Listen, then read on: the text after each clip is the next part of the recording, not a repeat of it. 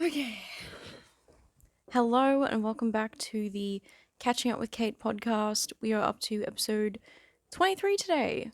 So that's I think it's 23, is it? Oh my god. I don't know. Classic me syndrome. I don't know what episode it is, but I just know that we're doing this today and okay, I actually have like a research topic that I've kind of organized and done stuff of. So, bear with me for a second here. 00 introduction. Let me think. Yeah, so funnily enough, I was up yesterday, Sunday evening. I was watching Buffy and I thought maybe it'd be interesting to do like a dive into Joss Whedon. Joss Whedon, I don't know how to even say his fucking name. That's the amount of research I did. Anyway, so I know it's like normally we do stuff that's currently happening, current events, a current affair. In Australia, we have a news channel called A Current Affair. Just thought I'd let you know about that. Anyway, yeah, so today it's kind of like instead of me telling you what's happening, I'm discovering what's been happened. So, yeah. Well, I just thought that normally I try to do some research before the podcast and find something that's new and fresh and that's happening that people might not know about and stuff like that. But unfortunately, yesterday, the problem is I want to have it done before the podcast, but like before, not like on the same day, which is what I've been kind of doing since the podcast started. And so I was trying something different where I would do something on Sunday, have things actually organized, specific, like maybe articles, specific videos, that sort of thing. And I thought it would be a perfect time to do it because at the moment there isn't really a whole lot going on that I'm really all that interested in or even, I guess, knowing about. I feel like it's kind of hard to find things that are happening that are also interesting to talk about, especially when you're doing all this by yourself. So, I do all the research, I do all the. Obviously, I do everything myself. So it kind of puts some limitations on what we can do, and I'm so annoyed because this morning I woke up and I checked TikTok and there's news happening that I would actually like to talk about, but it's already decided what to do. Okay, I'm gonna talk about it real quick. I'm gonna get into it. Hold on. What was the 03? So, Jeremy Fragrance. Now, I don't know if you know about Jeremy Fragrance, but there's this guy who's been like super viral on TikTok for like ages because he does these like really eclectic videos of him smelling fragrances, and he's like a fragrance guru, so he's all like, he's like, I think he's German or something. That might be, yeah, I think he's German. I think he's like European or something. And he's like, if you want to be sexy, you've got to wear the Jean Paul Gaultier. Oh, I'm doing a terrible impression. I'm sorry, Jeremy. Although, considering what he's up to at the moment, I don't know if I am sorry. So, what happened from what I'm gathering, Jeremy Fragrance is looking for a girlfriend, but he's accepting applications through email and then Snapchatting them. And, well, we all know what happens on Snapchat, right? We all know what goes on there. Eesh. And so there's been videos of girls leaking him. Well, not like anything sensitive so far. So far, it hasn't been anything. It's just been stuff he's been saying, right? So there's been girls who've been messaging him who are like, oh, I just turned 18, and he's like, 18? Wow, you are so incredibly beautiful. I'm not gonna lie, he has like a very interesting accent.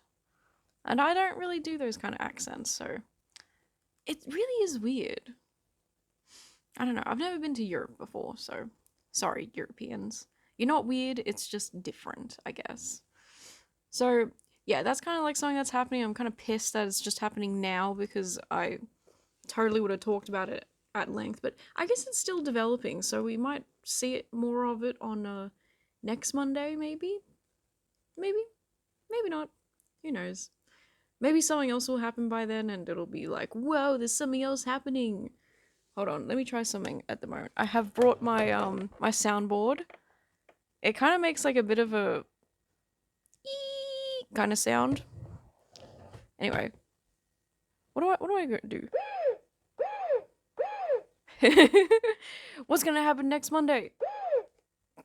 Yikes. So I've got a little thing. Anyway, that's my little hype beast. I'm gonna turn it off when I'm not using it because this thing, the cyber piano, it is like, this thing is as old as I am. I've had, yeah, I mean, you can tell, I've had this since I was, like, very little. So, yeah. I wonder who else had something like that. Anyway. So, yeah, Jeremy Fragments? Jeremy Fragments. And then another thing that happened that you might be aware of, maybe not, you might recognize the person Better. So, there's this whole controversy happening about Better on TikTok. A lot of my stuff is TikTok oriented, isn't it? So if you haven't been on TikTok, you probably won't recognize the guy. You probably won't understand it all too well.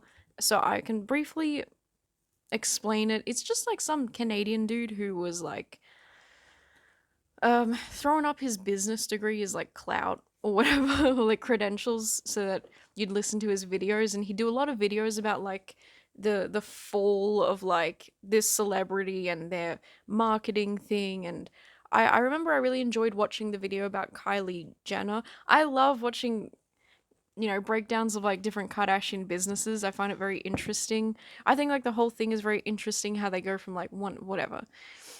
It's very intriguing, right? And so I love listening about the goss. And I even showed Caleb the Kylie one because Caleb was watching the Kardashians with me for a little bit, which was so fun. It was so fun for me. Anyway, and so he didn't recognize Better, but when I showed him his face, Caleb was like, "Oh yeah, I remember that guy. You made me watch a video." I didn't make him do anything, okay? And anyway, Better made a video recently about Kamala Harris's Harris. When it has an S on the end, we do not say sisses. Harris's. Doesn't make sense. You just go Harris, and then you do a thingy. That's a little grammar lesson for everybody out there. Kamala Harris campaign. I know it sounds so awkward to say. You want to say Harris's, but that's not how you do it, I believe. Anyway, yeah, so he did a video basically doing a bunch of right-wing talking points about how she's like a diversity, equity, inclusion hire, DEI, you might have heard it before, and about how the campaign is kind of just all about her being a woman, and that we should just vote. Well, I say we, I'm not even American. We should just vote for her, us Australians. We should vote for Kamala because she's a woman. And it's really not like at all what her campaign's been about, I think, and it's not like the main point that people want to vote for her. People just don't want to vote at Trump, bro. Bruh. Hold on. Wait, I got something for this. Yo. I wish I had a bruh sound. Woo! So, yeah, it's been very interesting, and I remember the video popped up on my For You page, and I just remember being like, I'm not interested in hearing about like some marketing guy's ideas about Kamala Harris. I'll make my own opinions, and I'll listen to people who are political commentators, not just some random marketing person. You know what I'm saying?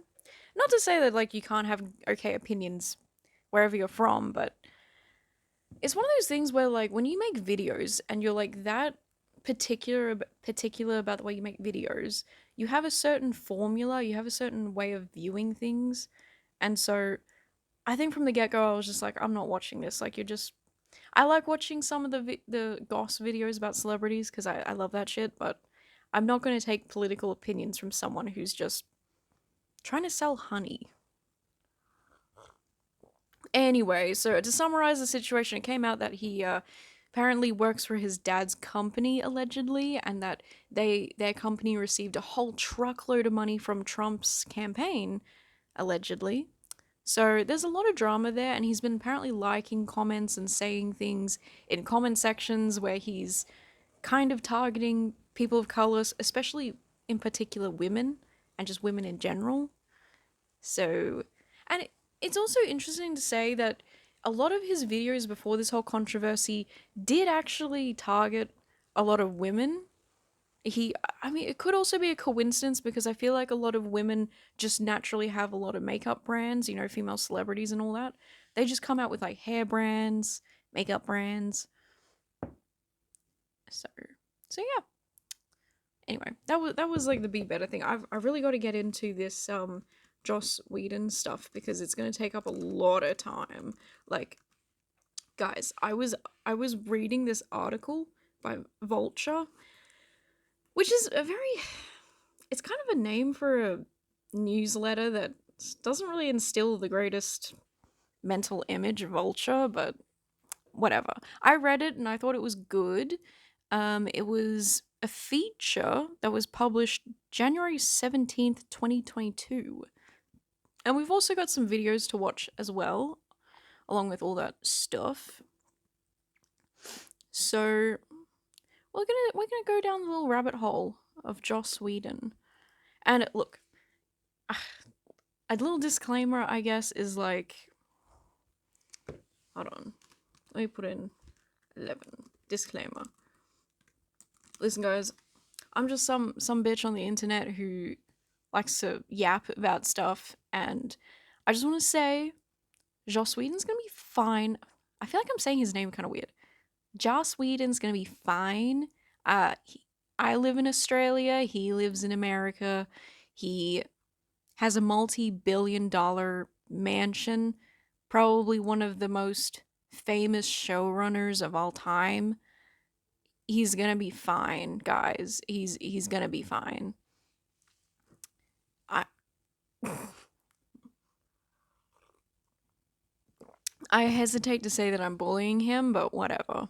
He's fine. He's fine. He's my enemy, and it's gonna be the best one-sided beef of all time. Okay, so this was written by Lila Shapiro, and it's called "The Undoing of Joss Whedon." The Buffy creator, once an icon of Hollywood feminism, is now an outcast accused of misogyny. How did he get here? Hold on. Okay. Woo! Thank you, keyboard. Okay, so I'm not gonna read the entire thing because it is like a really, really long thing. It took me like an hour to read. I was also watching Buffy simultaneously, so there was that. Dude, I was watching how many episodes? There were these 2 episodes of Buffy that were just so like, what the fuck are you even going on about? Dude, it's what was it? There was one about a ventriloquist dummy that was like actually a cool dude, not like they thought that the ventriloquist dummy was like the bad guy, but then whoa, I actually wasn't. And then I had an episode where there was like an evil AI computer, and this was back in like the 80s or something, where they had those big box cream colored computers. I grew up with one of those, so nostalgia for me.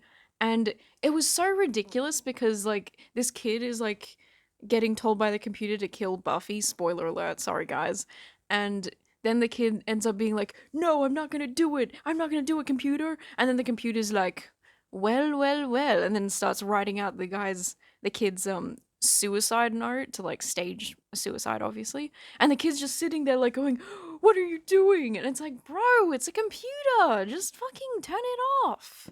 It was so annoying. I was like watching it and I'm like, this kid's freaking out, and it's like, bro, turn the fucking computer off. Jesus Christ. Literally walk away. You can still do that, right? Even in 2024, you can still walk away from the computer. Anyway, so yeah, we're gonna get into the article now because it might take a lot of time. Article beginning. Anyway. Yeah, so it basically outlines the beginning of Joss Whedon. and how... Should I just say Joss? I feel like saying his whole name is so weird.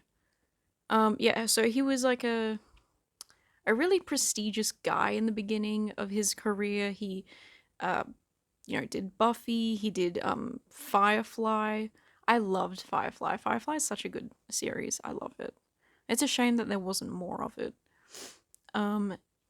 Yeah, so he wanted to change the gender stereotyping around women and how a lot of the time women are very in the olden days, women are always like defenseless. They are getting chased by someone, they fall down, they break their ankle.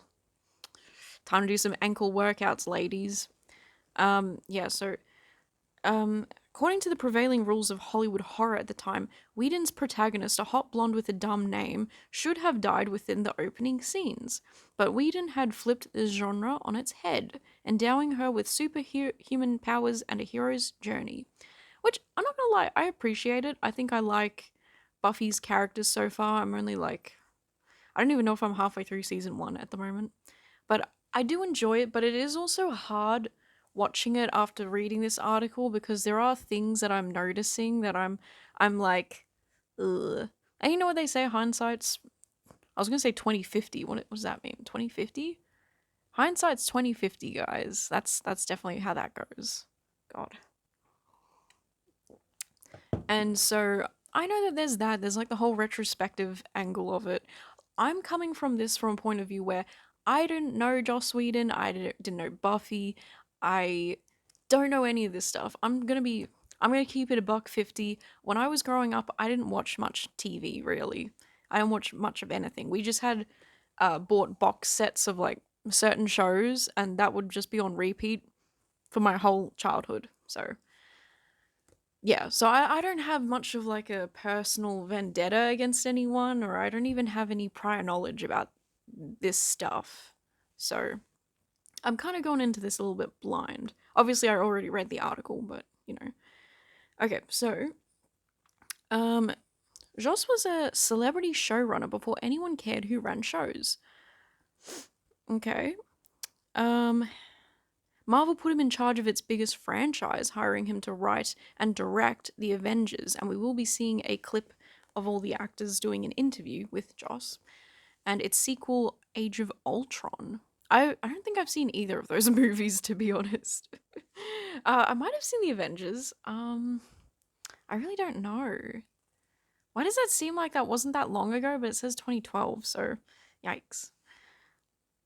Okay, 2 of the highest grossing films of all time. His fans thought of him as a feminist ally, an impression bolstered by his fundraising efforts for progressive causes. But in recent years, the good guy image has been tarnished by a series of accusations, each more damaging than the last. In 2017, his ex-wife Kai Cole published a sensational open letter about him on the movie blog The Wrap. Dude, I don't know either of those things. She condemned him as a hypocrite preaching feminist ideals. So he's a hypocrite that preaches feminist ideals, okay. And accused him of cheating on her throughout their entire marriage, including the actresses on the set of Buffy. Then, beginning in the summer of 2020, the actors Ray Fisher and Gal Gadot, who had starred in a superhero film directed by Whedon, claimed he'd mistreated them. And I'm gonna tell you right now, they're not good. They are not good accusations, and they do have some merit, I suppose. Merit? Yeah, I guess merit's the right word for that. Yeah, so Fisher described his behavior as gross, abusive, unprofessional, and completely unacceptable. We'll go into that further in the article, but we're going to start off with the earlier stuff, where it's more like Buffy oriented. But that's kind of like a rundown of like what's been going on. And I had some suspicions in the beginning, but it does turn out, as Joss Whedon himself says, if I remember correctly, he's a sex addict, which is completely obvious from his behavior. He has a pattern of abuse and behaviorisms. Brief rundown. Dude, I'm gonna be so much better with these timestamps. I'm getting into it. Like, I'm sorry if the past couple of episodes the timestamps haven't been super good. I'm still new to it, but we're getting there. So, let's talk about Charisma Carpenter. Now, Charisma Carpenter, you might recognize if you watched Buffy. I don't know what else she's been in. Her name does sound familiar, but anyway. So she played Cordelia on Buffy and in the spin off series Angel, which is about Angelus, who is a kind of vampire dude, from what I know, who stalks Buffy, but it's okay because he's hot. Yeah. And so Charisma Carpenter said in a long Twitter post, she wrote that Whedon had a history of being casually cruel after she became pregnant. Heading into Angel's 4th season, he called her fat to colleagues and summoned her into his office to ask, as she recalled, if she was going to keep it. She claimed he had mocked her religious beliefs, accused her of sabotaging the show, and fired her a season later. And once she had given birth, a season later, once she had given birth.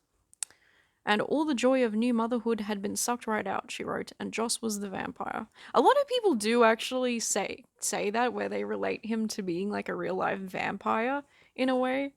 Maybe he's like an energy vampire. I don't know. Yeah, so one thing about that, I do remember people commenting on one of the videos we're going to watch that they said that they found it really weird when she exited the show after season 4 because she had a really strong storyline, especially with like Angel, the main character, I believe. I haven't seen the show, but I'm just going off what people commented. Sorry, I'm having some tea. Oh my god, I'm having some tea. Anyway, sorry. Yeah, so that was pretty interesting to see people who would watch the show being like, yeah, she had like a really weird exit, you know? Very weird. Anyway, so Carpenter's comments threw the fandom into a crisis. Fan organizations debated changing their names. People on discussion sites wrote anguished posts as Sarah Michelle Gellar, who played the Slayer Buffy, and other Buffy stars offered words of support for Carpenter online.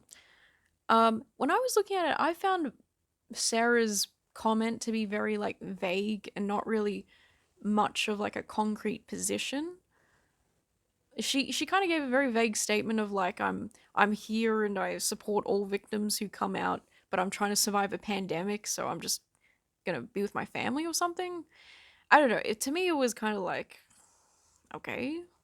It wasn't like the most stellar response, I guess, but if she's maybe someone who just wants to be more like left out of it, then I guess I can see that. But I appreciate that Charisma's co-stars were very like, I support you and I'm so happy that you came out with courage and stuff. Yeah. So, the community's sense of shock and betrayal can be seen as part of an indictment of the culture of fandom itself. As fans, we have a bad habit of deifying those whose work we respect. Yeah. Yeah, I see that. I think we all got problems. We all got problems. But we do have a habit of respecting people and their work and being like, this person's the best. And they're just human. So, that's fair. We build these people up so big that they have nowhere to go but down. I don't know why we're surprised when they turn out to be fallible humans who fall. But the problem with like all the article I noticed spends a lot of time going over, it's kind of like quietly mentioning cancel culture in a way, and I feel like there are a lot of people who were put on a pedestal and didn't necessarily fall. They didn't go anywhere. They just kind of maybe faded a little bit, probably to their preference. And so I feel like there's this idea that like, oh, people get put up on a pedestal and then they do something and then people hate them for it. But it's like, well, what are they doing? Because there's a lot of people who don't do bad things, I guess you could say. But I suppose in saying that, I think people deserve second chances and stuff. I think they do. But we'll talk more about this. So then the reporter kind of talks more about like being invited and being like, oh, I'm at Joss Whedon's house and we're doing an in-person interview. His house is awesome. He looks awesome. um, it's all a lot of like, I don't know, personal stuff, I guess. Oh yeah, and then the funniest thing, dude, this is so creepy in my opinion, but his new wife, Heather Horton, is an artist, right? This is so creepy. This is so creepy. I don't know if they're still together, but they might be. They might be together still. And what happened is that he bought a bunch of her paintings, and he bought one of her paintings, which was a self-portrait that she did of herself. Hence the name self-portrait. Is this thing... Hello? Sorry. And he bought her paintings. Then a mutual friend of theirs decided to introduce them together. So she went to his house, Whedon's house, and then she said she was met with a painting of herself hung up. And then she was like, oh. And then the rest is history, and they got married. I don't know. I don't know about you, but that just seems like very strange. Strangely coincidental, maybe? I don't know, but it's kind of weird. He bought a bunch of her paintings. Her self-portrait he hung up. And then it just so happens they had a mutual friend that was going to introduce them.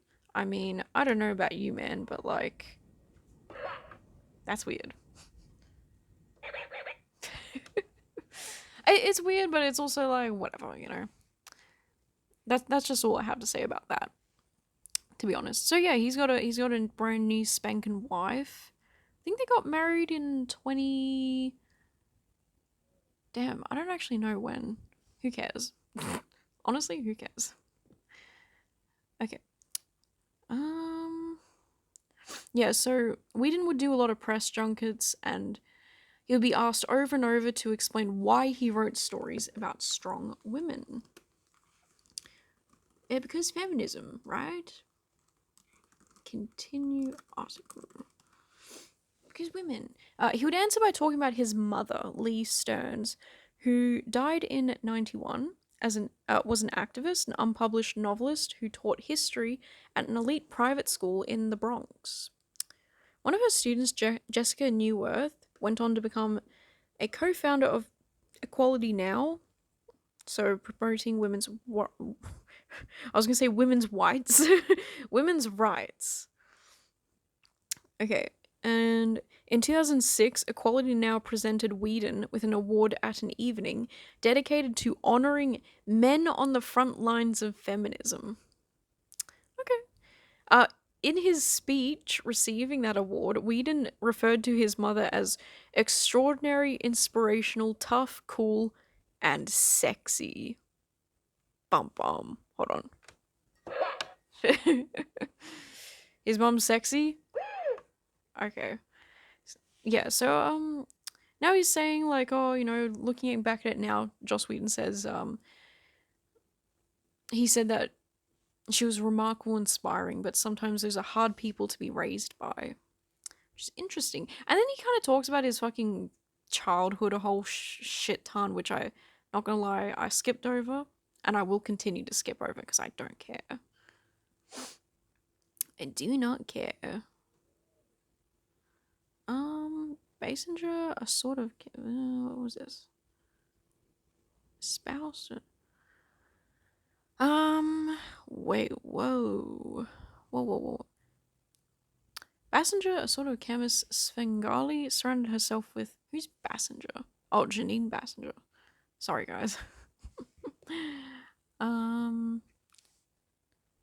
Okay, still talking about his past, I guess.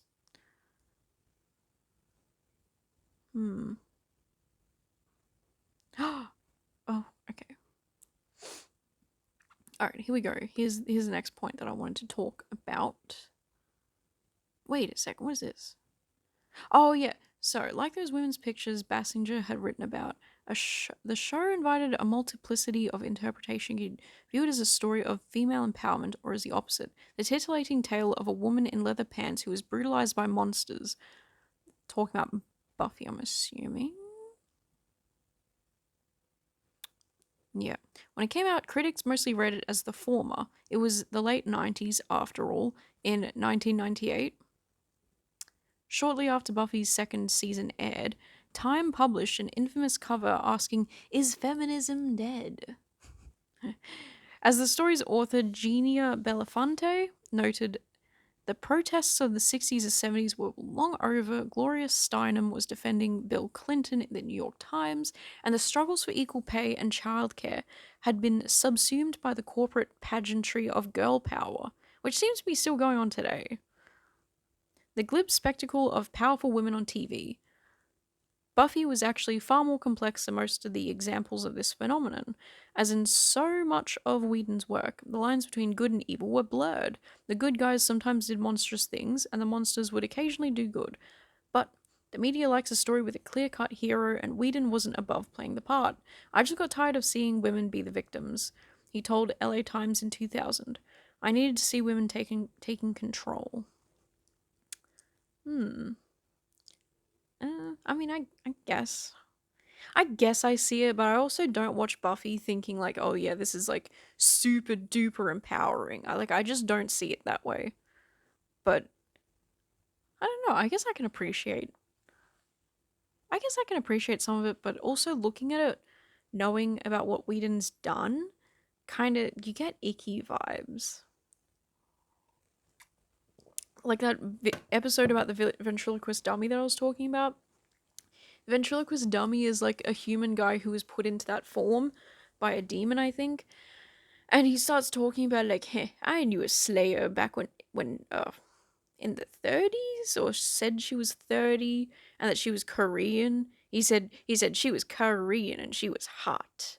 And he's looking at Buffy, and Buffy's like, "God, the horny dummy thing is real, isn't it?" And he's like, "Yup, I'm a man and I have needs." And then he's like talking about Buffy, and he's like, "Oh, you're a strong woman who is young," and he does like this thing where he looks like he's getting a bit doozy or something. He's like, huh, like that emoji, and then he's like, "You're nubile." It's like he's getting lost, like fantasizing about her, and I just thought that was really fucking weird. Especially to use the word nubile. That is the most ickiest word. Nubile is like a word that describes a woman being sexually attractive, but then parentheses it focuses on youngness. It's very weird. It's very weird. Ooh. Yeah, anyway. So, next part of the article. In those early days of the internet before nerd culture swallowed the world, fans flocked to a message board set up by Warner Bros. To analyze Buffy with the obsessive zeal of Talmudic scholars. So then it says, Whedon knew how to talk to these people. He was one of them. He would visit the board at all hours to complain about his grueling work schedule or to argue with fans about their interpretations of his work.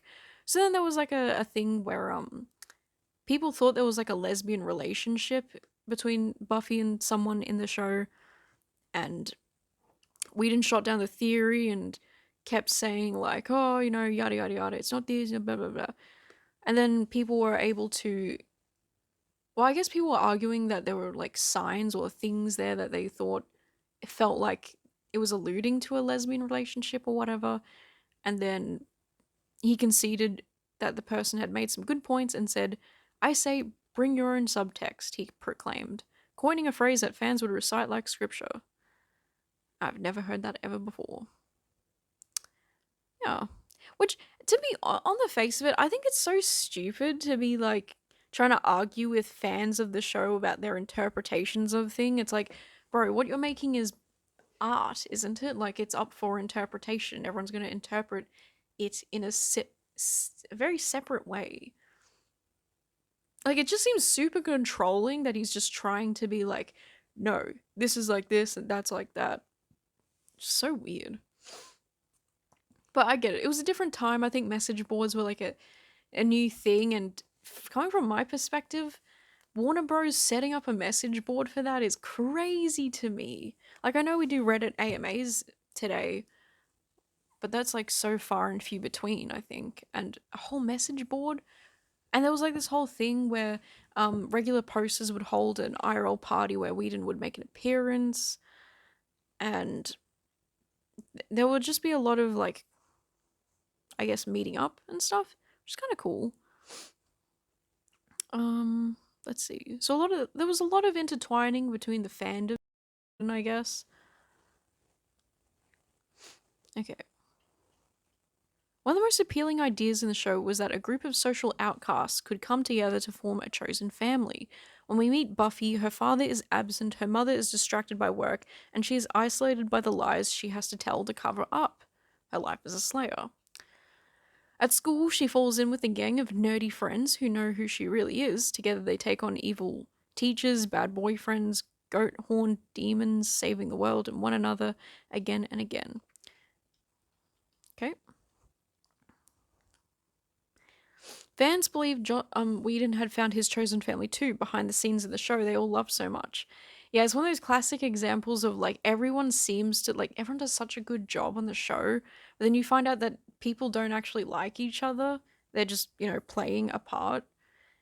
There's always that kind of thing, and it's been happening with Gossip Girl recently where people are like, I thought they were all friends, and it turns out most of them dated each other and then hated each other. It's just, it really is a testament to how good they are at acting. Like, I really think that is quite incredible. Quite incredible. Okay. But chosen families are not necessarily spared the strife that can plague any family. I felt very conflicted with the fans, one Buffy actress told me. I didn't have the same feeling about the show, but I also know sometimes people don't want your truth. She believed people hadn't been ready to hear about what Whedon was really like on set. There was a cult of silence around that sort of behavior, which is very interesting. And I feel like when his ex-wife made that open letter about his behavior, it really just opened the door to like everyone being like, it's time to go. It's time to go. It's time to let this shit out. Because you don't want to be the first person to say something. Especially, like, it's such a complex position to be in because I feel like I see a lot of parallels with the Dan Schneider stuff in here. And it's really unfortunate that there are so many parallels, as we'll get to see. So, Whedon was 31. Let's remember that number. He was 31 when he began running Buffy. He had never run a show before, never been the boss of any kind. And at first, okay, then they talk about crew people opening the door for him or something, whatever. By the next year, at 32, he would be running 2 shows at once, Buffy and Angel. And then soon Firefly would be added to the mix. So it's not a far thing to say that he was obviously very busy, he had a lot on his plate. So I do empathize with that, and I think that he had a lot going on, which is, to be fair, I guess, with some things. Like, I think it's fair that if you have a lot going on, around 3 shows, then maybe there would be some times where you maybe don't work as respectfully as you should, or don't treat people with the respect that you should because you're just under so much stress. Anyway, he spent his days racing among the sets and the writers' rooms, exerting control over countless aspects of the productions, from the story arcs down to the details of makeup and wardrobe.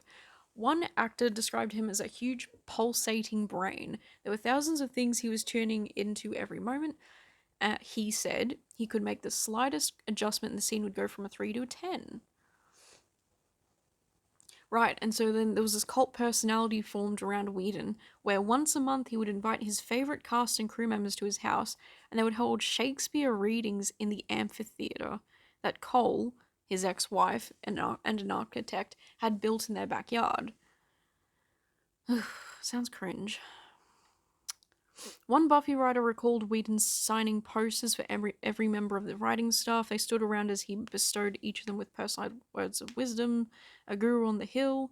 Scenes like this were not uncommon, and the standard reaction to Joss was worship. God. And I think more and more you begin to see like this side of him where he's like he's kind of like a self-engorged ass. He gets a really big ego. So, even people who didn't worship him told me working with him could be a wonderful experience.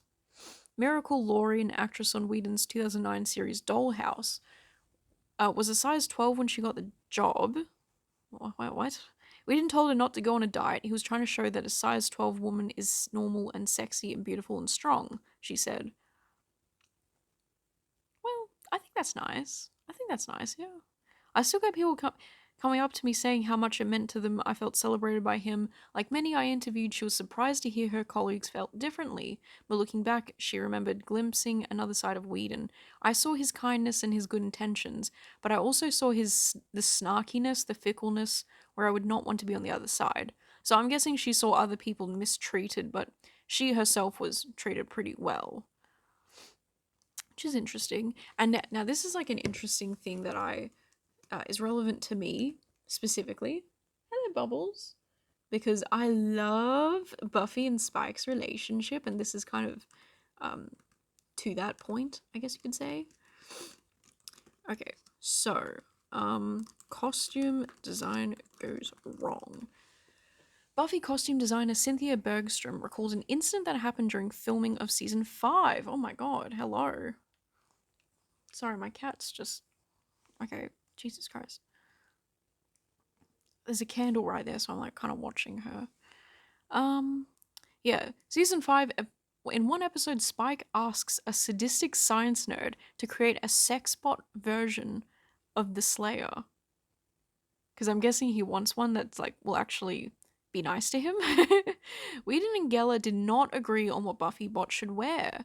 Sarah was adamant about it being a certain way, and Bergstrom said the costume she wanted was a bit grandma-ish, a pleated skirt and a high neck. He definitely wanted it to be sexier. On the day, Geller tried the different options, and Whedon grew frustrated. I was like, let's just get her dressed, Bergstrom recalled. He grabbed my arm and dug in his fingers until his nails imprinted the skin, and I said, you're hurting me. So we've got a costume designer who's alleging physical violence, which is pretty fucking crazy. Physical violence alleged. Because that is, well, violence. Should definitely not be putting your hands on people if that's what happened.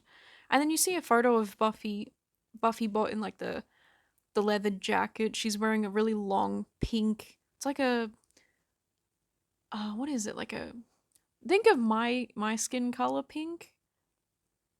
What's the word I'm thinking of? Desaturated? Blush? No, blush. Blush is too vague. It's like a pale pink. This isn't that important, Catherine. What are we doing? Okay, she's wearing like a really long pleated skirt. It's actually really cute. I think she's going for a little bit more of like a Grease vibe. You know, the show Grease or whatever. It's going for like that kind of vibe, I think. I think it's kind of cute. And I feel like I can see a vampire from a long time ago period being interested in that style, maybe. I don't know. It's interesting to know that they clashed on that specific thing. Anyway. So a Firefly writer remembered him belittling a colleague for writing a script that wasn't up to par. Oh, this one's fucked up. I have to say, this is so mega fucked up. Let's see. 43 minutes, writing colleague humiliated. This is horrific. Instead of giving her notes privately, he called a meeting with the entire writing staff. It was basically, in quotes, a 90 minutes of vicious mockery, the writer said. Joss pretended to have a slide projector and he read her dialogue out loud and pretending he was giving a lecture on terrible writing. As he went through the slides, I don't know why it's like quotations like that. He made funny voices, which were funny for him. The guys were looking down their pages and this woman was fighting tears the entire time. I've had my share of shitty showrunners, but the intent to hurt, that's the thing that stands out for me now. And it's so true. It's like extremely unprofessional. It's extremely gross behavior. And yeah, it really is like the intent to hurt. Like they really summed it up really well. So we're getting an idea that this guy is like a douchebag. Let's be real.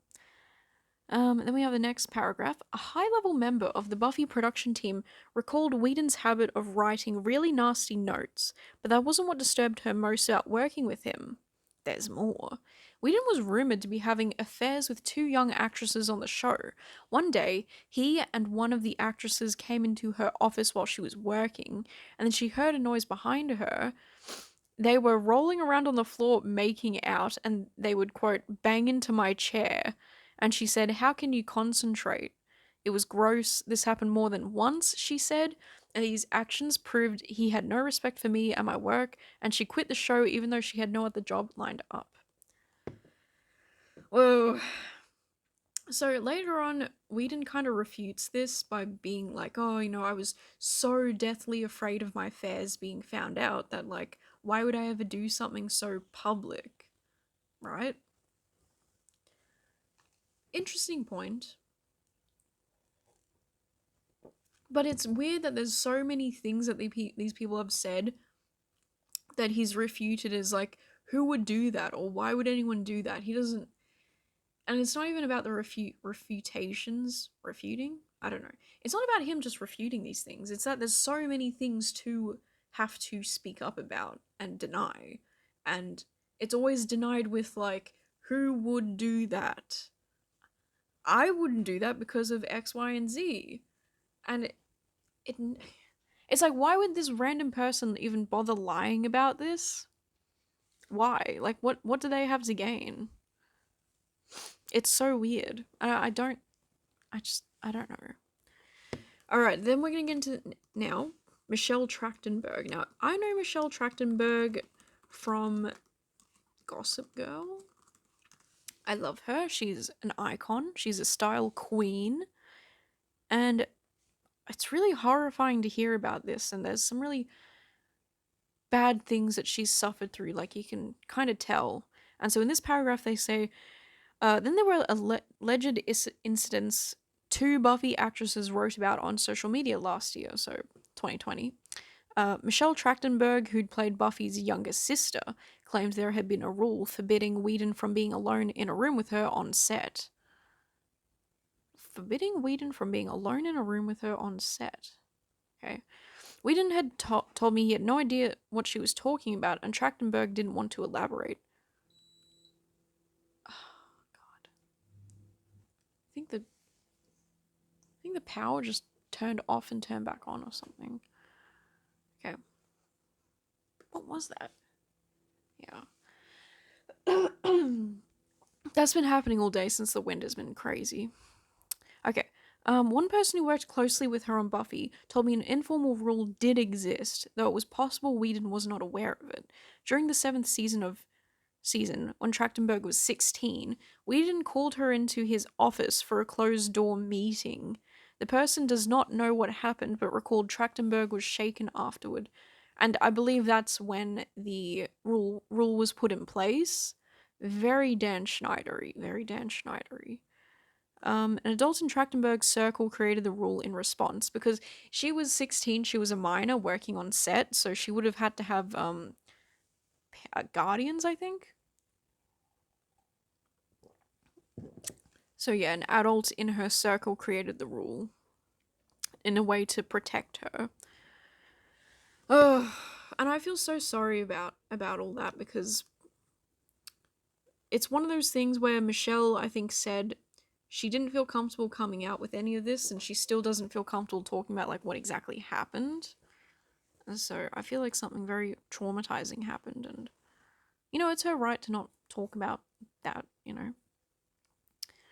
Okay, the story of Whedon's conflict with Charisma Carpenter is less obscure. The actress has been talking about it with fans and reporters for more than a decade. The tensions with Whedon developed well before her pregnancy by her own account.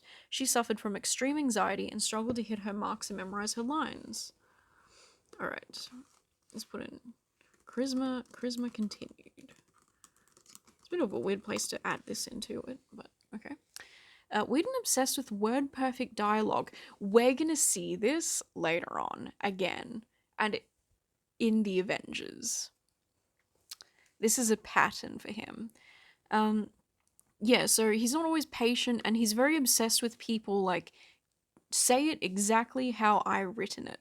And that came through, that movie that Snyder was supposed to do, but then he ended up having to stop doing it and Whedon took over. In that movie, he had the exact same position that is accounted for by other actors.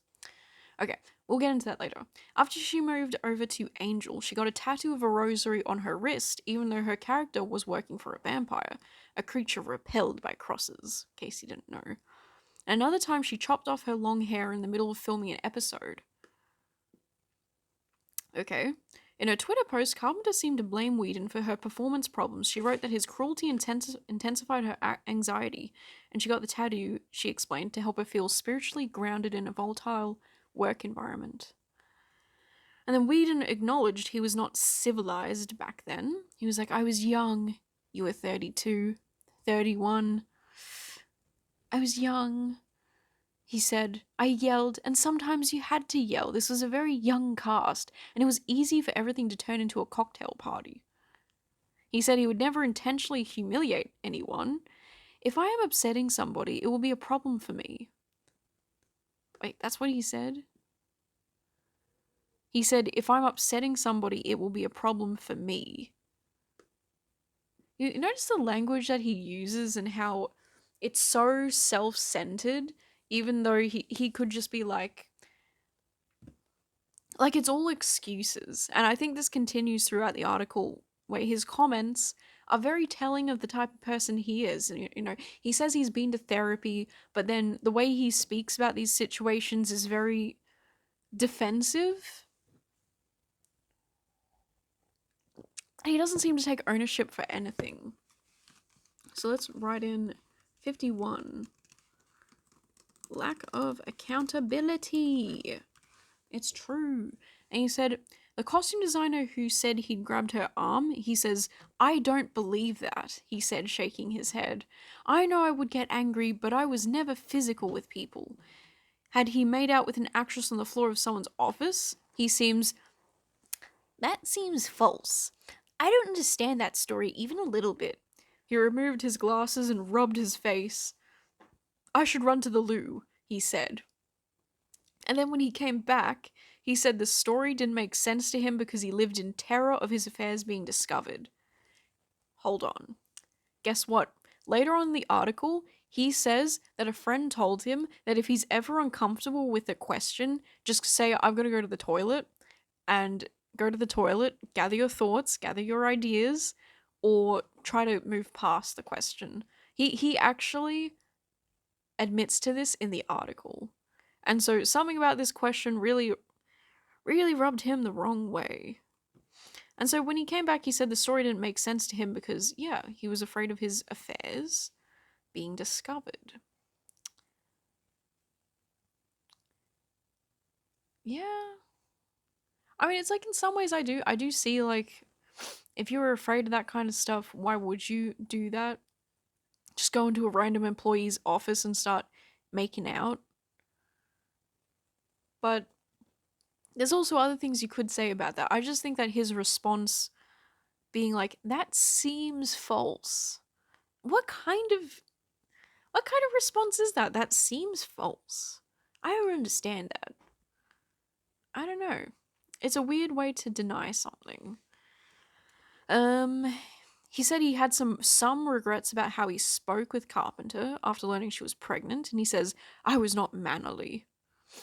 He said, still, he was bewildered by their account of their relationship.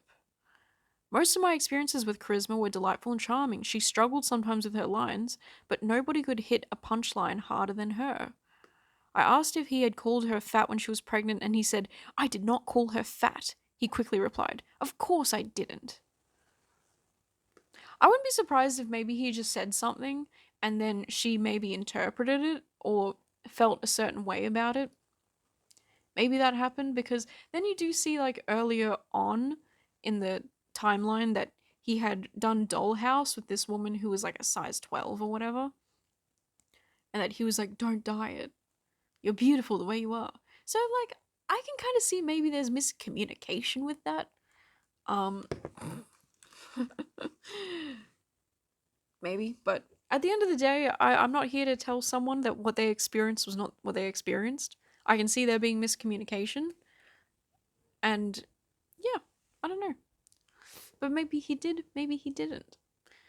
But he did call other pregnant women fat. Rebecca X, as she asked to be called, was known as Rebecca Rand Kirshner when she wrote for the last 3 seasons of Buffy. Since then, she has dropped her patriarchal last name, in quotations. Okay. She saw Whedon at a photo shoot a few years after the show ended, when she was weeks away from giving birth, and she said, "I was happy to see Joss, and the first thing he said to me was, 'Oh, you're fat.'" She knew he was joking, but didn't find it very funny. Wow. My point is, it was a dick move, but I wouldn't call it abuse. Yeah, I mean, I could totally see him trying to make a joke with Charisma, and then Charisma just like not. There's a few times in the article where he does seem to make jokes that are just wildly inappropriate or like over the top in every way. So I'm getting some vibes that maybe he's just like not very socially good. He's not good in social situations, so you know. One day I took a walk with Rebecca X around the Huntington Botanical Gardens near Pasadena. She wore, okay, I don't care what she wore. I reached out to her after hearing Whedon had made her cry in the writer's room in the months leading up to our meeting. She had sent a series of probing emails and excavations of long-buried memories. Once she was in the middle of pitching an idea, when Whedon placed his hands on the back of her chair, he said, "Keep going," as he tilted the chair backwards and lowered her to the ground. Is that a toxic environment, she asked me? I don't know what is normal behavior and what isn't. That's definitely not normal behavior. "Keep going," he told her as he tilted the chair backwards and lowered her to the ground. Oh, what the fuck? What? Okay. She alternated between criticizing Whedon and questioning her reasons for criticizing him, and questioning her reasons for questioning those reasons. Yeah. So she once burst into uncontrollable tears after he gave her notes. But then she couldn't say for certain whether it was his fault or what. Okay. Then she said there was a general community writer room feel where they would fuck with each other and Whedon would fuck with them too. And if you ever fucked with Whedon, he might get mad. See, it's just like why we need to really maintain like professionalism in these workplaces and environments, because the lines get blurred. And then when the big boss doesn't like you, having a joke, it's just different because the power is just like different between you guys. Ugh.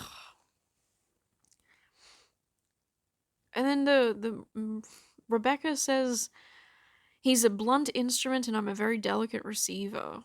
Well, she wondered. But then later on she emails and says stuff. I'll find it in a second.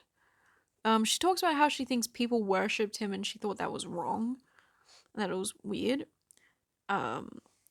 Still, she wondered if those who'd been hurt by him had misunderstood him. You see, I feel like if you get hurt by someone, it's not from like a misunderstanding. I mean, I'm sure misunderstandings happened, like I said before, but it's also up to the individual to be like, "Oh, I didn't communicate that adequately. I'm sorry for hurting you." But that doesn't happen. And Whedon never takes accountability. He never apologizes for anything. Everything comes with a caveat of like, "Oh, but this. Oh, but that. Oh, but I was young." Bro, I'm sorry to all the 30-year-olds out there. You are young, but it just sounds like a really bad work environment to me. Really bad. Whedon was not the first boss in the history of moving pictures to make a writer cry. Yeah, I'm sure, and I'm sure that he also didn't fucking apologize, bruh. Hold on, where's the keyboard?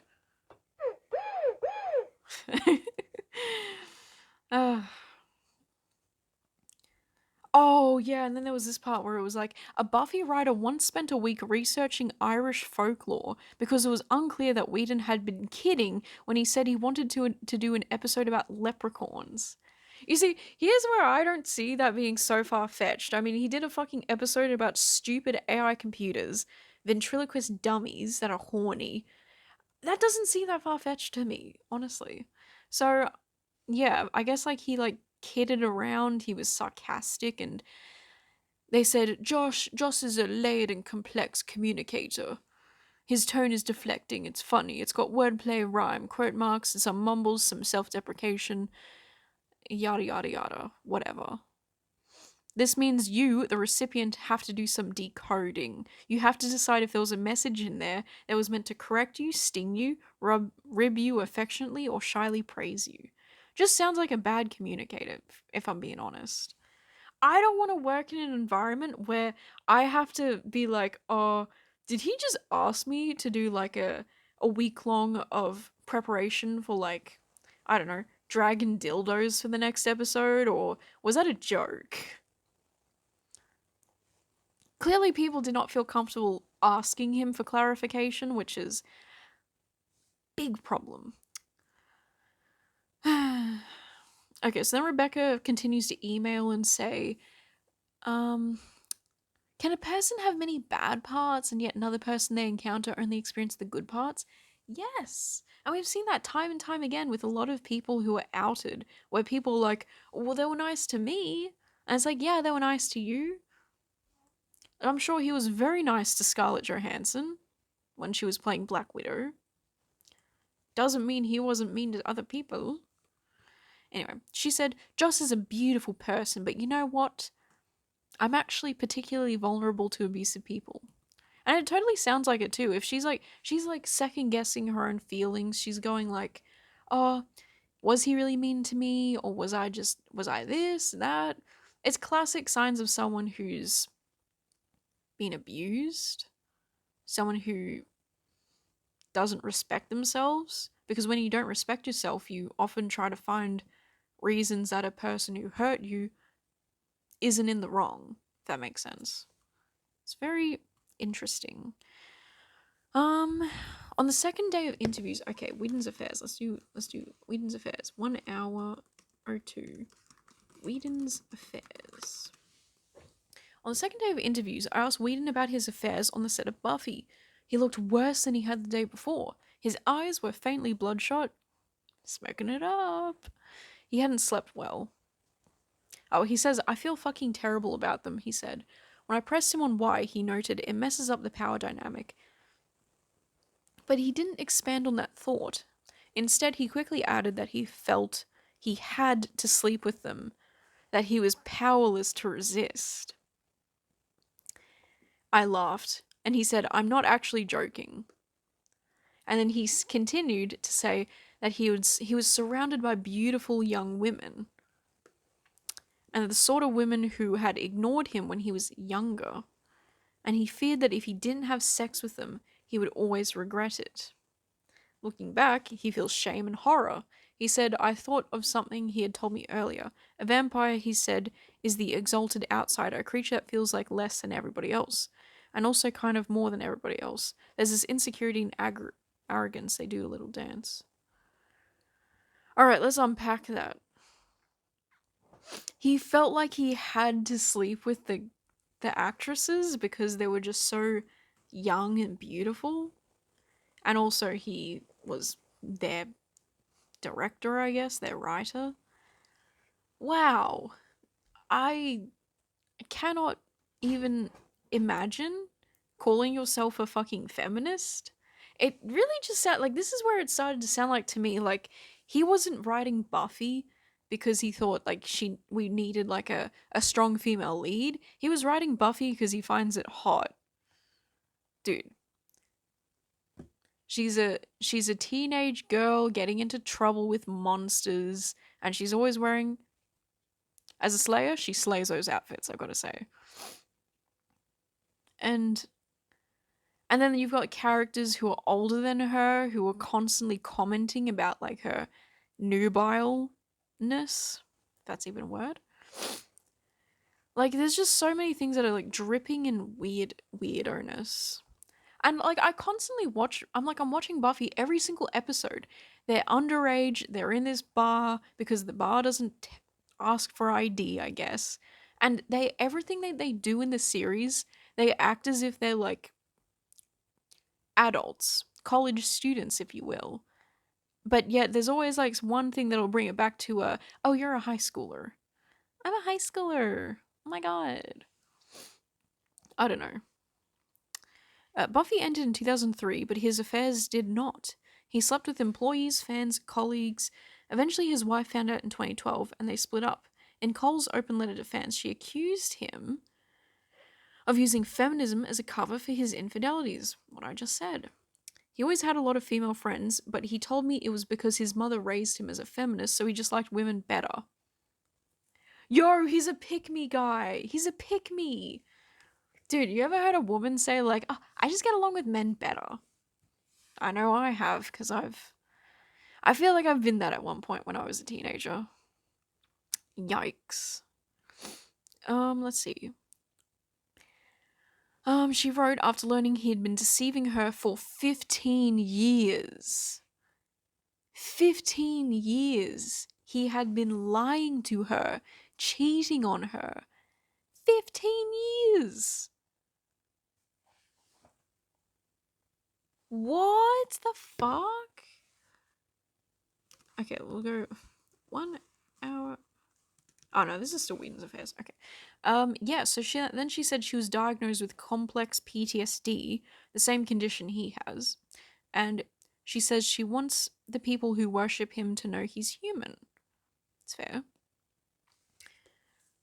I spoke with 3 women who dated Whedon after his marriage ended. In their stories, he was not the hero they had read about in the press. The one who wanted to see women in control, he was more like the cold-blooded men he depicted in his work. Sarah, a pseudonym, met Whedon when he was promoting Age of Ultron. She was a 22-year-old freelance writer. And she interviewed him for a pop culture website. After the piece published, they began a sexual relationship. And then she said, he led me to believe he was single. And then she said she went out for drinks one night with a friend. And it was a friend that Whedon wanted her to meet. And after the friend mentioned she had a long-term boyfriend, Sarah asked, oh, what's his name? And the girl says, oh, I'm dating Joss Whedon. Oh, I'm dating Joss Whedon. And then the woman replied, and Sarah went to the bathroom and threw up. And she said, what the fuck is she playing at? Wait, he, not she. So Joss Whedon's like, hey, meet my friend.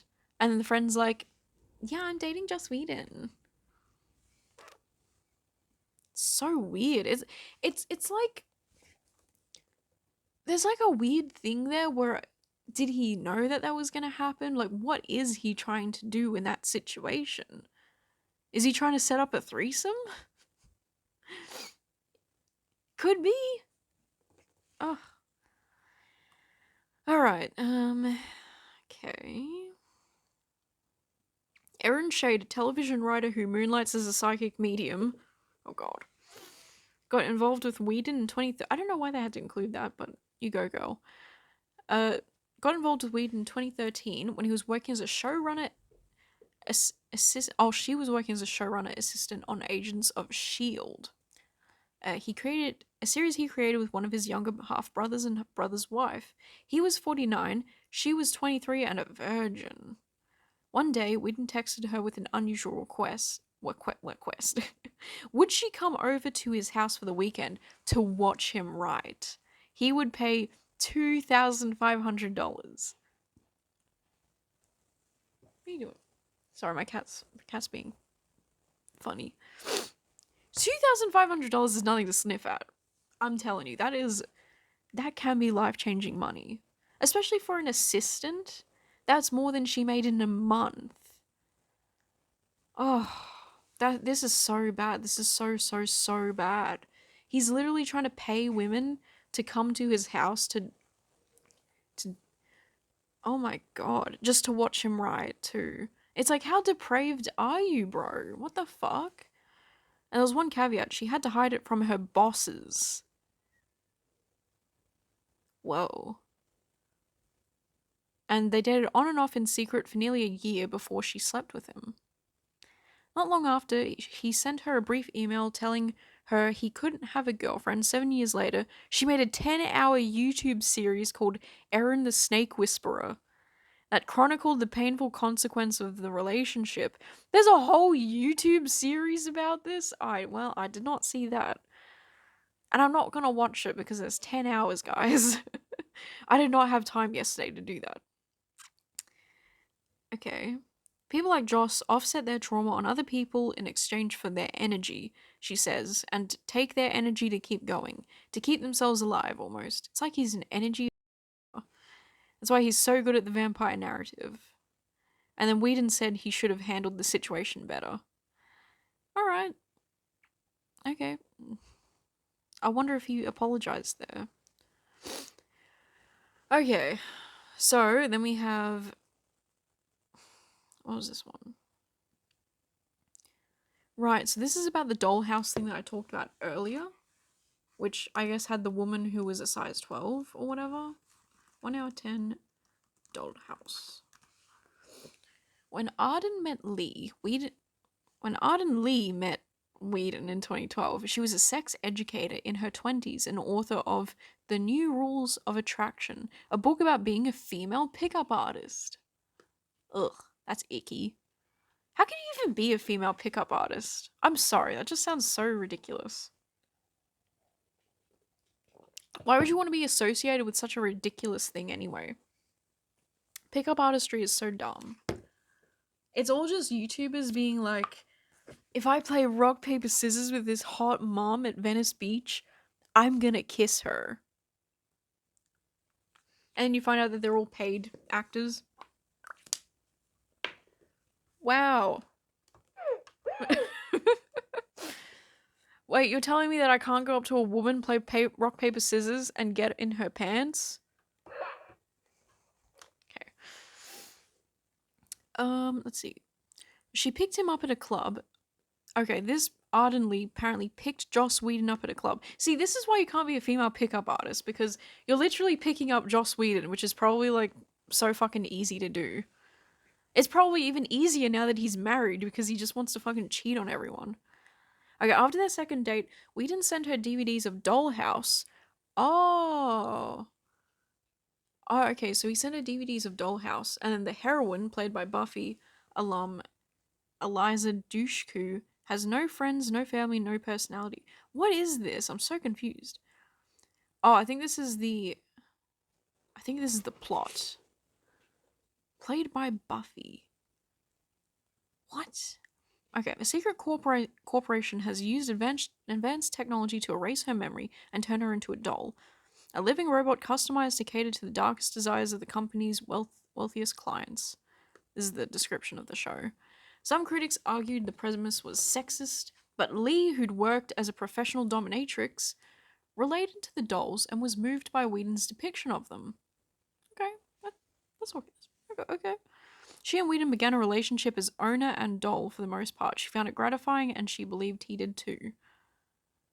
What? Wait. What? Oh my god. Okay, what are you guys doing? Sorry, my cats are doing total drama at the moment. So he's directing this show and he's also with the main star of the show sexually. Okay. Whedon told Lee he identified with the character in Dollhouse, Topher, the nerdy scientist who imprinted the dolls with their personalities. It's not a flattering comparison. As one of Topher's colleagues points out, he was picked to work at the Dollhouse because he had no morals. Wow. On Dollhouse, she reminded me bad dolls are banished to their attic room. Okay, I don't care about this show. What is going on? Stop it. God, these cats. What are you, hungry? What time is it? Oh, it's like 11. Shit. Oh, God, I'm like halfway through this article and I haven't got to the videos yet. Okay. Blah, blah, blah, blah, blah, blah. Wait a second. Okay, so talking about this Lee girl that did Dollhouse. Lee wrote that one of her worst memories was of a boyfriend breaking up with her on her birthday. You want to take a guess at who that was? Whedon read the book that she wrote and talked about the epilogue, the new rules of attraction, so her whole book about picking up people. He talked about the epilogue in 2015, hours before her birthday. Technically not her birthday though. He came over to her house and told her the relationship was over. If he was like, what could I do to Arden that would be her worst nightmare, that would have been it. She said, Joss destroyed a beautiful thing just to show he had the power to. That's literally everything you need to know about him.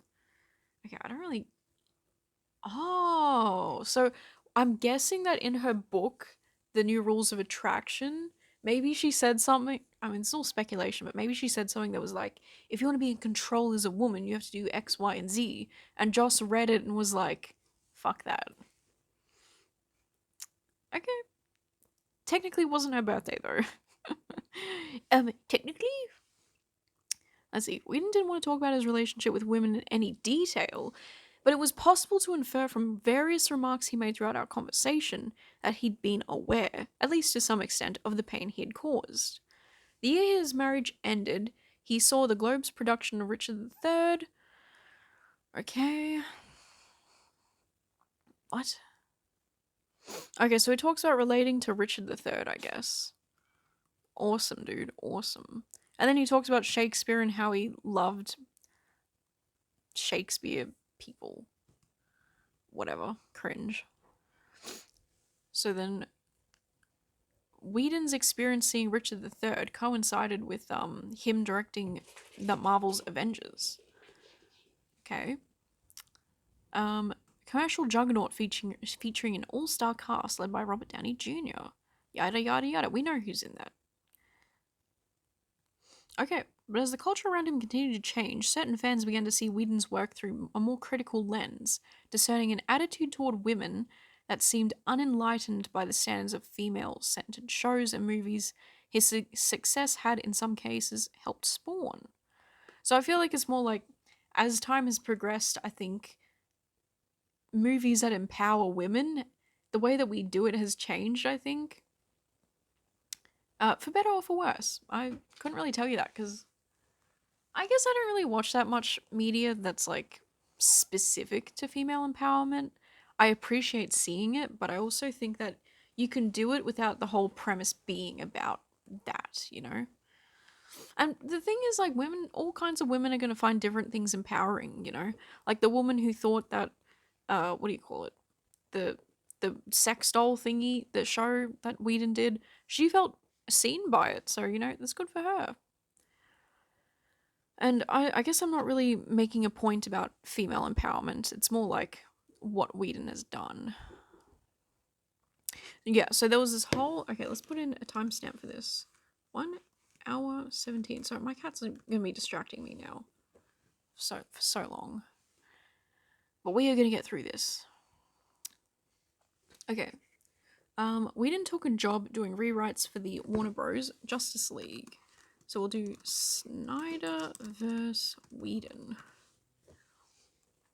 For two white men in their 50s making comic book flicks, he and Snyder could hardly have been less creatively or philosophically aligned. While Whedon's superhero epics were weaved by irony and wordplay, Snyder's were brooding and self-important, with a visual style that combined the artificiality of a video game with the fascist aesthetic of a leany Riefenstahl production. I don't understand any of that. If you didn't get that, I didn't get that either. Snyder's fans were every bit as ardent as Whedon's had been. Alright, but Whedon's previous effort with Batman v Superman had faltered at the box office and offended critics. And they said it was a joyless spectacle of power. Alright. Yeah, and so Whedon says that they asked me to fix it and I thought I could help. And then he now regards that as one of the biggest regrets of his life. Having a movie flop, is one of his biggest regrets in life. That's telling, isn't it? Yeah, I guess, like, it's one of the biggest regrets, but I'd say, like, the one thing I regret the most, maybe cheating on my wife for 15 years. and completely disrespecting the honor of marriage and the sanctity of such a thing, but whatever. Got a little bit holier than thou there for a second. Okay. At first, studio. Oh yeah, so then he's doing the movie where he's trying to help Snyder. And at first, the studio executives told Whedon his role would be restricted to writing and advising, but soon it became clear they had lost faith in Snyder's vision and wanted him to take full control. Warner Bros. Denied this, though, apparently, but Snyder has publicly stated he left the project to spend time with his family. His daughter had died by suicide 2 months earlier, so it's a very tragic thing, all in all. And then Whedon was now in the director's chair and oversaw nearly 40 days of reshoots, a complicated and laborious undertaking. And from the start, things were tense between him and the stars. And it wasn't just that he wanted to impose a new vision on their work. He introduced an entirely different style of management, very different to what they had been used to before with Snyder. Snyder had given the actors exceptional license with the script, encouraging them to ad-lib dialogue. Whedon expected them to say their lines exactly as he had written them, and that didn't go down well at all. One crew member told me some actors criticized his writing, and by Whedon's account, Gal Gadot, who had played Wonder Woman, suggested that he, the director of the highest-grossing superhero film of all time, didn't understand how superhero movies worked. At one point, Whedon paused the shoot and, according to the crew member, announced that he had never worked with a ruder group of people. The actors fell silent. Holy shit. This is so uncomfy. And then the actors, at least some of them, felt Whedon had been rude too. Ray Fisher, a young black actor we mentioned earlier, played Cyborg. It was his first major role. Snyder had centered the film on his character originally, and he would be the first black superhero in a DC movie, and said Snyder had treated him as a writing partner, soliciting his opinions on the film's representation of black people. And then Whedon downsized Cyborg's role, cutting scenes that in Fisher's view challenged stereotypes. And when Fisher raised his concerns about the revision on a phone, Whedon cut him off and said, it feels like I'm taking notes right now. And then Whedon told him, according to the Hollywood Reporter, and I don't like taking notes from anybody, not even Robert Downey Jr. See, it's this casual, not careless, but he's just so, you can just tell he's just so fucking uppity, and it's so annoying and cringe. It's horrible. Let's put in 1 hour 22 Gal Gadot drama. Ooh, yikes. And then it says, Gal Gadot didn't care for Whedon's style either. Last year, she told reporters that Whedon threatened her and said he would make her career miserable. And then Whedon said, I didn't do anything. I don't threaten people. Who does that? Even though there's someone in the past who literally said he physically, inappropriately, violently touched her or whatever. Okay. He concluded that she had simply misunderstood him and said English is not her first language. And he said, I tend to be annoyingly flowery in my speech. He recalled arguing over a scene she wanted to cut, and he told her jokingly if she wanted to get rid of it, she would have to tie him to a railroad track and do it over his dead body. Then I was told that I had said something about her dead body and tying her to a railroad track. And he said, yeah. And then Gal Gadot said she did not agree with Whedon's version of events and said, I understood perfectly.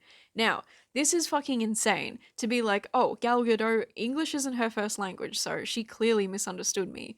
Is crazy.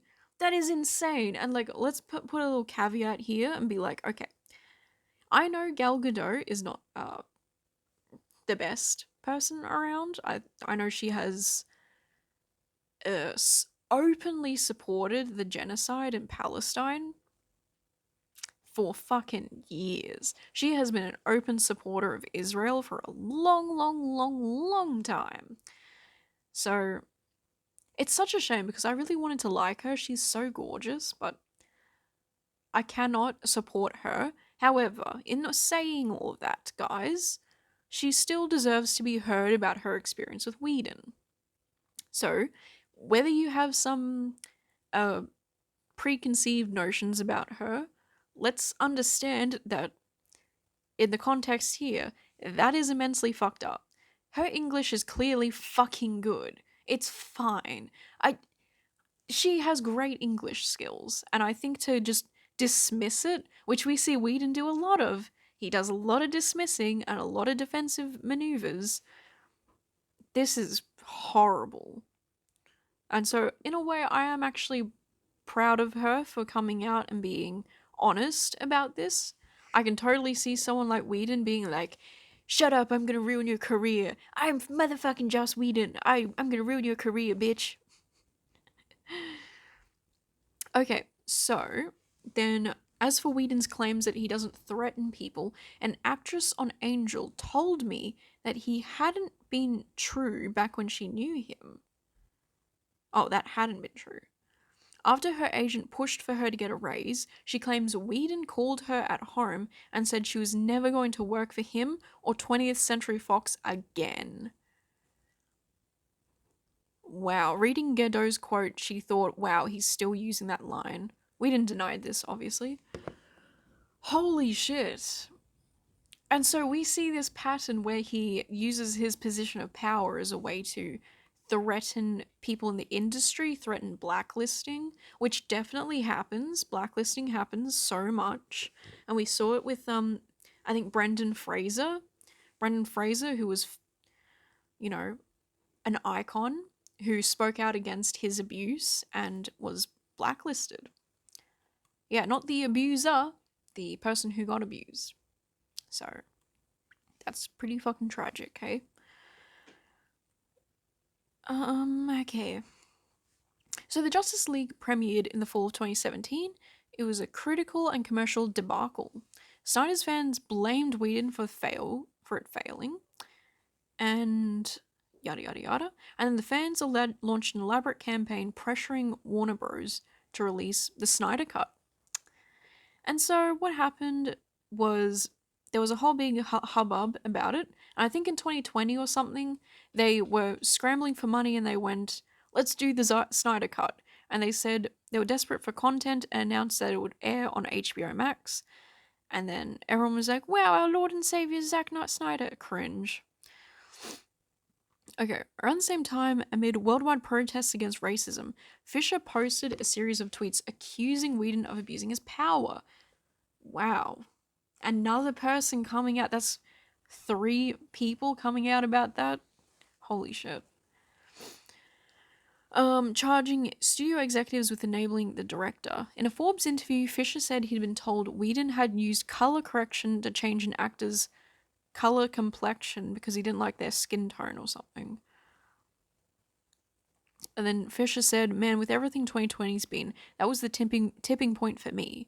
However, he did not respond to multiple review requests. And then Whedon was stunned, said, hey, stop it. Sorry. And then Whedon was like, I gave everyone a lighter skin tone. I was equal in all skin tones. Everyone got lighter and whiter. No, he just said, like, I made the whole movie brighter because, as we know, Snyder likes to do gloomy, dark movies or whatever. Fair enough. And then Whedon went on to say that he cut Cyborg's role for 2 reasons. He said logically it made no sense and that he felt the acting was bad. And then when the Snyder Cut was actually released, people said that they felt it was great. People like critically acclaimed it for like ages, right? And they Whedon also had to back him up that test screenings viewers did deem Cyborg to be the worst of all characters in the film. So there's some conversation around there where it was either just not merited. Hey! God, my cats.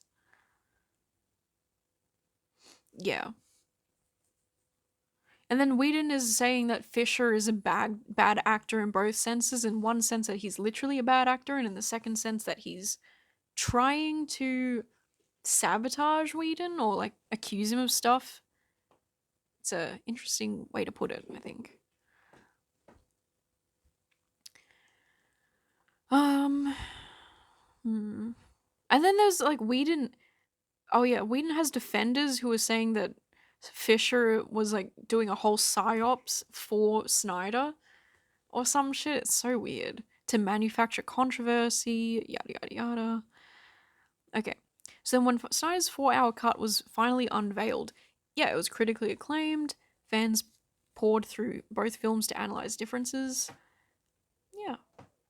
Some seized on a belief first put that Whedon had intentionally erased people of color from the film. Ugh. And then a remarkable reversal had taken place. So now Snyder was being seen as like this progressive, and Whedon is being seen as like this douchebag. So yeah. Alright, and then we talk about Heather Horton, his wife. Oh, here we go.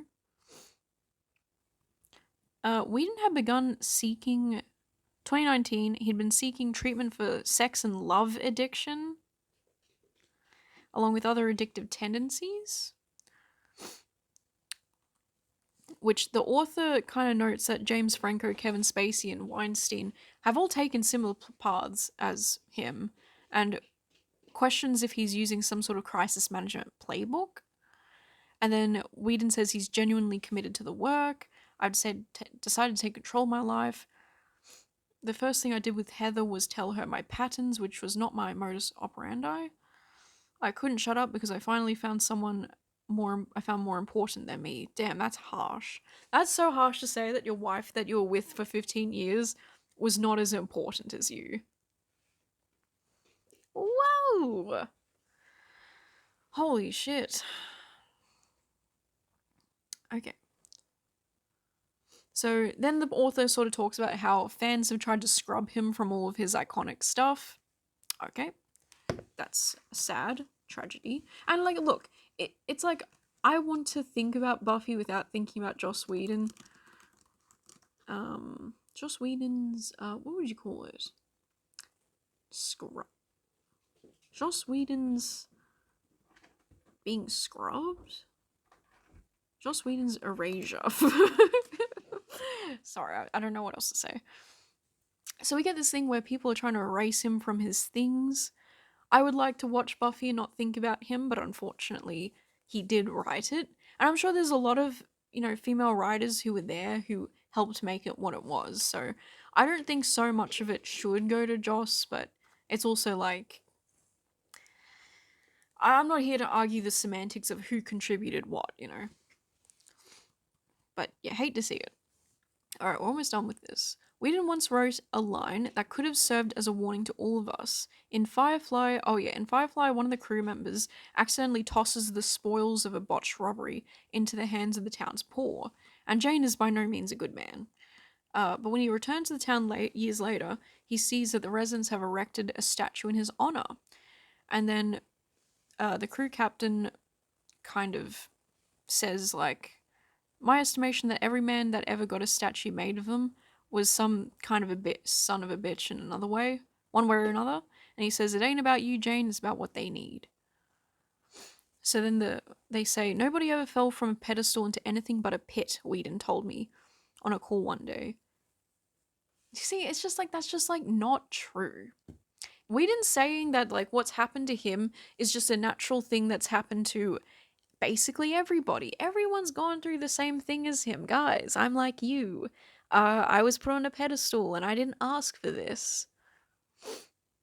It's not my fault that I fell from grace. I shouldn't have been put on a pedestal. And it's like, girl, be so for real. Be so for real. And he said, oh yeah, so we ended the paragraph with him asking himself a bunch of fucking questions, being like, could I have done marriage better? Don't get me started. Don't even get me started. I'm not even going to say yes, and I'm sorry. I'm just going to say, don't get me started. Says, could I have been a better showrunner? I wish I was like a yes here. Ha! Could I have been a better showrunner? Absolutely. Should I have been nicer? He considered the question. Perhaps he could have been calmer, more direct. But would that not have compromised the work? Maybe the problem was he'd been too nice. He said he wanted people to love him, which meant he was direct. That doesn't fucking make sense to me. He wanted people to love him, so he was direct and blunt. That's not how you get people to like you. Either he's really fucking stupid and doesn't understand socializing whatsoever, or he's just making up shit to absolve himself, which he's just defensive about everything. He doesn't apologize. Hold on. Control F. Sorry. Control F. Sorry. I do not see the word sorry in this article whatsoever. And it's a long fucking article. It's taken me an hour and a half to get through it. Oh my god, it is so long. I'll put a link into it so you guys can read it yourself if you want to. There's a few things that I brushed over. I brushed over so many things, especially his fucking childhood, which nobody gives a fuck about. Come on, dude. Ugh.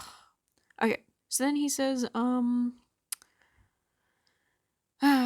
he says people thought he was harsh. Oh my god. Which means when he was direct, people thought he was harsh. Oh wait, sorry, I think I misread that. He'd wanted people to love him, which meant when he was direct, people thought he was harsh. Okay, I see that. I also don't really agree with that either. Yeah, I don't agree with that because I think that just everyone's accounts of like him and the way he acts is just not like that. He seems to brush everyone the wrong way. Most people, I guess. I guess all the people in this article. There's some people who had good experiences with him, but then there's multiple people, especially people from Buffy, who came out and said like, yeah, it was not a good environment. Okay, he said he was done worrying about all that. People had been using every weaponizable word of the modern era to make it seem like I was an abusive monster, he said. He said, I think I'm one of the nicest showrunners that's ever been. And that's the end of the article. Joss Whedon, everybody. I'm one of the nicest showrunners that's ever been. Holy shit. That's crazy. That's crazy. Because it's just so simple that you don't even need to speculate too much about things. You just know what kind of a person he is based on the comments he's made. And I genuinely think he if directing that movie that was like a fucking box office disaster or whatever was his biggest regret in life, or one of, this commenting for this article is probably second best. One of the worst things he could have done for himself, because he has told on himself so much in this article. Everything he says is just bananas. It's completely fucking bananas, I have to say. And then, of course, cheating on his wife for 15 years. That's also a pretty big one. Wow. Oh, okay, but that's the article. We got through it. How is everyone feeling? Are we okay? Are we sane at the moment? Alright, I have another video I want to put on. And it's called Buffy star David Boreanaz speaks out amid Joss Whedon allegations. Which, if you don't know, David Boreanaz is the guy who plays Angel in the spin-off series Angel. He also plays Angel in Buffy. So he's been working with the cast. He's been around since like day one, I think. Alright, what's this video? Alright, I'm going to start the video. Oh, wait, hold on, timestamp. Okay, 1 hour 38. David Boreanaz speaks out. Speks out.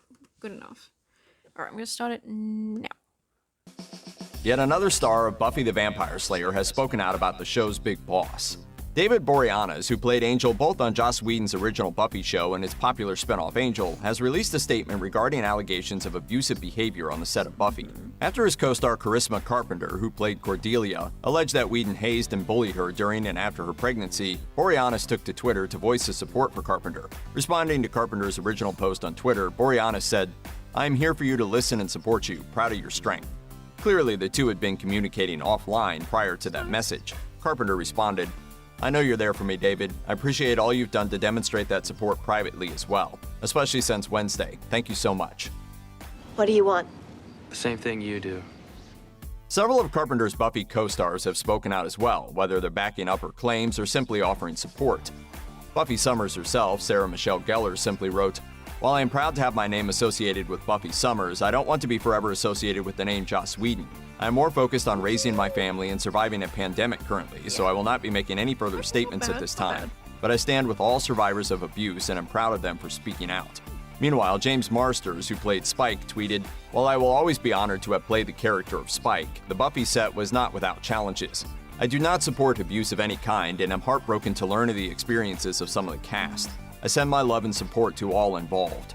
On February 10th, Carpenter joined forces with former Whedon colleague Ray Fisher, who accused the director of inappropriate behavior on the set of Justice League, and posted a lengthy accusation against the director on social media, alongside the hashtag #IStandWithRayFisher.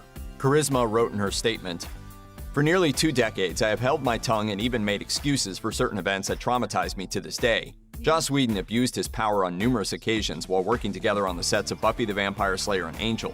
The disturbing incidents triggered a chronic physical condition from which I still suffer. It is with a beating, heavy heart that I say I coped in isolation and, at times, destructively." Carpenter detailed several disturbing incidents with Whedon, many of which were centered around her pregnancy, bringing up several examples. Joss has a history of being casually cruel.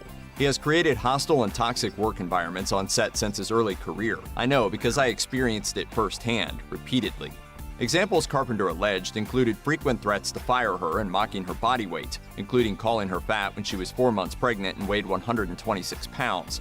She also accused him of fostering a generally hostile work environment, saying, "He was mean and biting, disparaging about others openly, and often played favorites, pitting people against one another to compete and vie for his attention and approval." Carpenter also claimed that Whedon bullied her about her religious beliefs and her pregnancy, forced her to work late and extensive hours late into her pregnancy, and fired her from the series after she gave birth. She concluded, "It is abundantly evident that Joss has persisted in his harmful actions, continuing to create wreckage in his wake. My hope now, by finally coming forward about these experiences, is to create space for the healing of others who I know have experienced similar serialized abuses of power." Michelle Trachtenberg, who portrayed Dawn Summers, provided her own claims, saying that she was now brave enough as a 35-year-old woman to publicly accuse Whedon of inappropriate behavior. She wrote on Instagram, "So now people know what Joss did. The last comment I will make on this was, there was a rule saying he's not allowed in a room alone with Michelle again." Joss Whedon did not immediately respond to the allegations. Check out one of our newest videos right here. Yes, that was from Looper. Lovely. Let me think. Yeah, so basically everything that we've seen claimed has been substantiated by multiple sources, and I think that even Joss Whedon himself, he has said a lot of things. And I don't believe he has a crisis PR manager, to be honest, because if he did, they would not have let him do that fucking article. Because I think the article kind of is the nail in the coffin, if you will, about this guy. So what do we think of Joss Whedon? Alright. 1 hour 43. Conclusion. Damn, this one went on for ages, guys. I hope that you didn't fucking lose your mind watching this one. Yeah, in conclusion, I think bro has a lot to work on, but he still seems hellbent on being defensive. He really does, and it's unfortunate. She's gonna move my fucking camera. Stop it, Bella. Anyway, yeah, so he seems like he's hellbent on just, like, protecting himself, which is, like...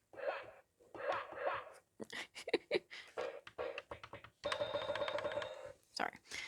Yeah. I guess as it turns out to like other things I want to say about the matter, honestly, like, what can you do about it, I guess? Like, he doesn't do anything anymore, so he's probably, like, retired. Like I said, he's living in his mansion, he's having a fine time. He's with Heather. I actually want to see, what does Heather even look like? Heather Horton. This kind of sounds familiar. Heather Horton. What's a nice name?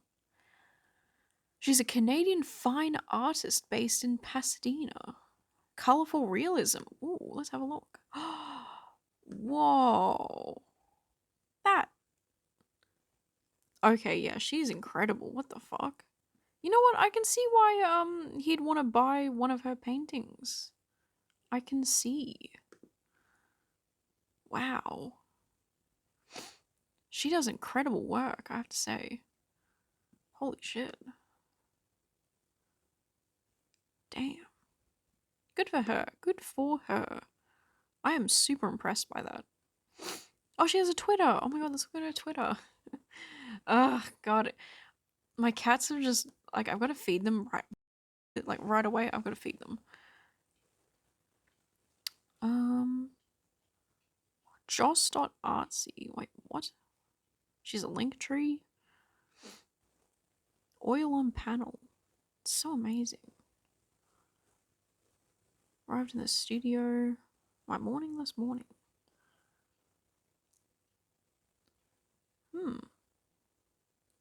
She has chronic pain. She suffers from chronic pain. Yes, girl, I see you. Oh, she did another self-portrait. Cool. She has a cat. Nothing mentioning her husband. Nothing at all. Yeah. So beautiful. She does okay, so to describe what I'm seeing, she does a lot of paintings where it's like in a pool setting, it's like water.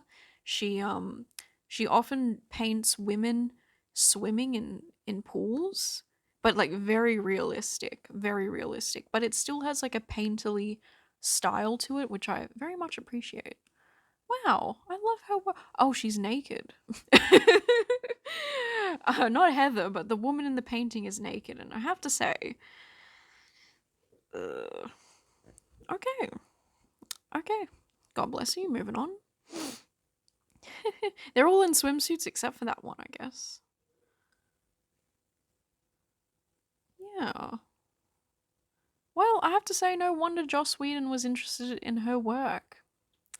No wonder at all. Alright, so that's going to do it for today, guys. I hope you enjoyed today's podcast. If you like the longer episodes, let me know, but this went on for quite a while, so yeah. Alright, I'm gonna go feed my fucking devils. Stare at them. And I'll be back next week to catch up with you. I hope you have a pleasant week. And if you got something tough coming up, make sure to reward yourself afterwards. And get some good sleep. Get some good sleep and eat well. Bye.